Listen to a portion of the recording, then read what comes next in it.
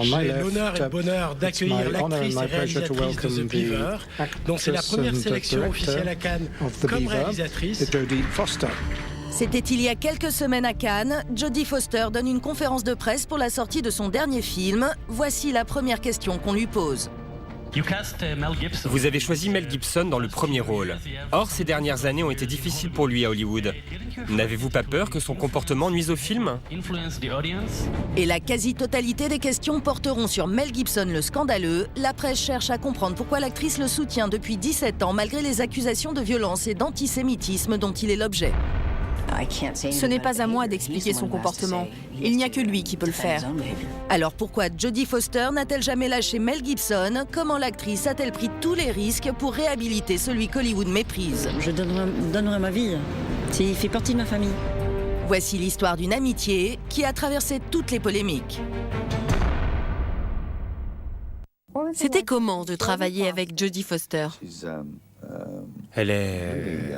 Elle est vraiment adorable et très intelligente, avec un grand sens de l'humour.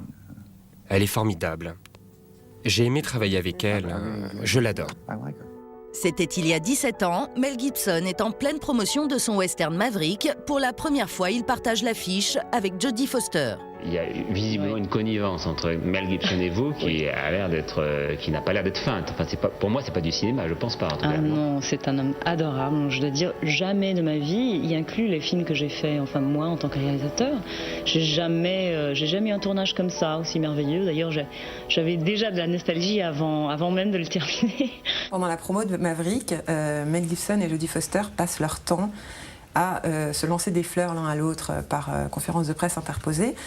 Ce qui arrive souvent finalement quand deux personnes tournent un film ensemble, sauf que là, contrairement à la plupart des tournages où on sent bien que tout ça est un peu marketé et sert l'intérêt du film, là, il y a une vraie amitié qui est née entre eux et que leurs compliments sont sincères. Une amitié qui surprend d'autant plus qu'en apparence tout sépare les deux stars à l'époque au sommet de leur gloire. Vous êtes l'une des rares à avoir décroché 2 Oscars. Oui, je sais, je n'en reviens toujours pas moi-même. À 34 ans, Jodie Foster, la diplômée de Yale, qui parle couramment français, passe pour l'intello d'Hollywood.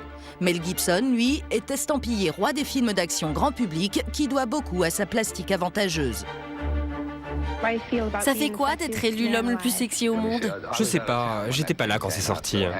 Mel Gibson a envie qu'on le prenne au sérieux pour son jeu, pour ce qu'il fait, et pas juste pour son physique. Et Jodie Foster, elle comprend au contraire que se cache derrière cette image-là quelqu'un qui est beaucoup plus fin qu'il n'y paraît, beaucoup plus intelligent et beaucoup plus profond que le grand public ne le pense. Il veut surtout que vous l'aimiez parce qu'il a peur que vous l'aimiez pas. Et pour quelqu'un qui a une physique comme ça et qui est aussi fameux qu'il est, c'est quand même rare. Quelqu'un qui est aussi humble. Et réciproquement, Mel Gibson va au-delà de l'image d'un télo coincé de Jodie Foster et comprend que finalement elle a beaucoup d'humour, qu'elle est capable de rire à ses blagues, qu'ils ont finalement beaucoup plus en commun qu'on pourrait le croire. Elle va mettre une raclée. Une complicité que les deux stars entretiennent, profitant de la moindre occasion pour se retrouver. Vous occupez pas de moi, adressez-vous à elle. Sinon, je peux aussi la faire parler comme une marionnette.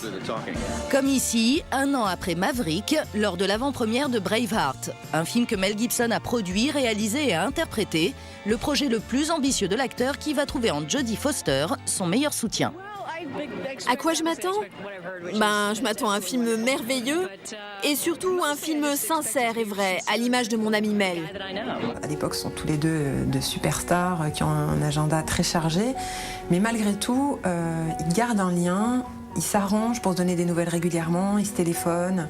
Quand un est à New York et l'autre est à Londres, ils s'envoient des fax pour se raconter leur vie, etc. Quand Mel Gibson obtient enfin la reconnaissance de la profession, c'est Jodie Foster qui lui remet le Golden Globe du meilleur réalisateur. Et le gagnant est... Ouh, la grosse enveloppe. Mel Gibson pour Braveheart.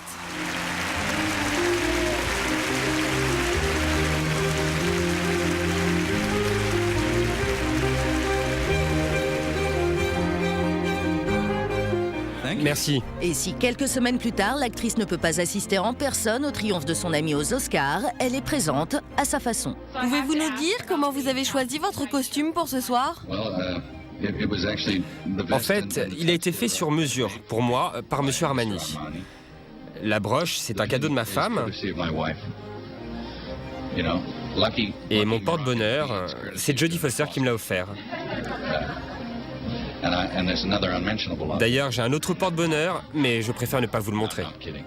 Jodie Foster et Mel Gibson, une amitié rare à Hollywood, une tendresse mutuelle qui va résister à l'épreuve du temps, pour le meilleur comme pour le pire.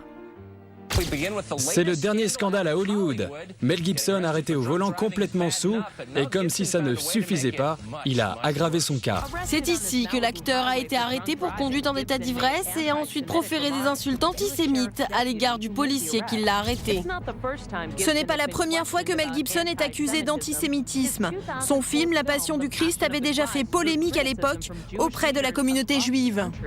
Mel Gibson a lancé une machine infernale qu'il n'arrive plus à arrêter.